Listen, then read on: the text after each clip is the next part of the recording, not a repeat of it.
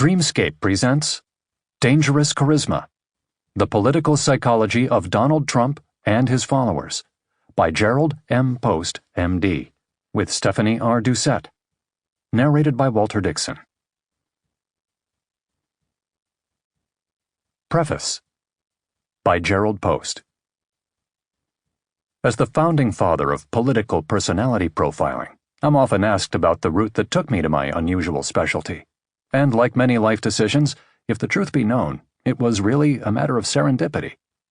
I'd long planned a career in academic psychiatry, and to my delight, as my 2-year research fellowship as a clinical associate at the National Institute of Mental Health was winding down, I'd been accepted on the staff at the McLean Hospital, one of Harvard Medical School's premier psychiatric hospitals. My wife and I were already packing for our move to Belmont, Massachusetts. It was a promising beginning to my academic career. And then came the call that was to transform my life. "Hi, Jerry, this is Herb." After I asked, "Herb who?" the caller identified himself as an acquaintance from medical school, someone 2 years ahead of me who was really only a passing acquaintance. "I heard you don't have a job for next year," Herb said, a rather peculiar statement, given I had no idea where Herb had been for the past 7 years.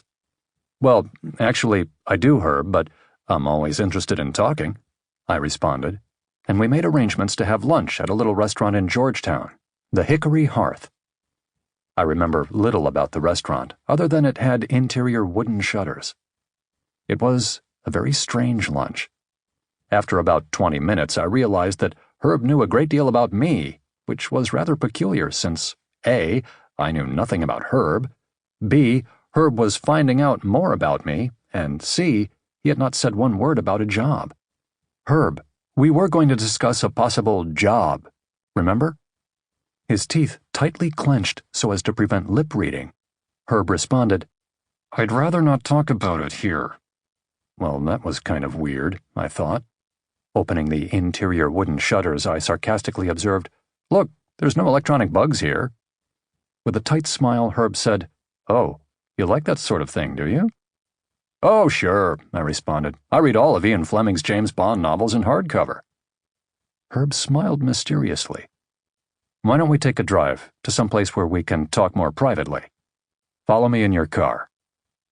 Weird and weirder, I thought. But what the hell, in for a dime, in for a dollar, and I followed Herb, who was driving a beat-up Volvo, over the Key Bridge and onto the George Washington Memorial Parkway, where he pulled into the first parking overlook.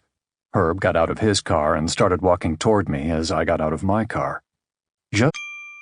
Sample complete. Ready to continue?